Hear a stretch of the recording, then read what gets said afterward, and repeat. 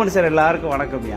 நம்ம ஆடி தபசு திருவிழாவை முன்னிட்டு இன்னைக்கு நடக்கிற அம்பாள் வீதி உலா அலங்காரத்தினுடைய சிறப்பு என்ன அப்படின்னா, சிவபெருமான் சைவ சமயத்தோட மூல நூலான வேத சிவாகமங்களை முதல்ல யாருக்கு உபதேசிக்கிறார் அப்படின்னா, அன்னையாகிய கோமதிக்கு தான் உபதேசிக்கிறார்.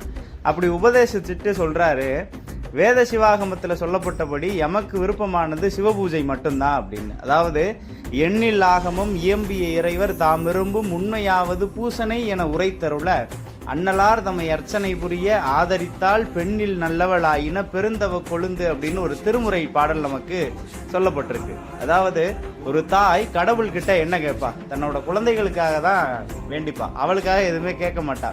அப்படி இந்த உலக உயிர்களுக்கெல்லாம் தாயான நம் கோமதி அம்பிகை இந்த உலக உயிர்களுக்கான நலன் வேண்டி சிவனுக்கு விருப்பமாக பூஜிக்கிறது தான் இன்றைய அலங்காரத்தினுடைய சிறப்பு.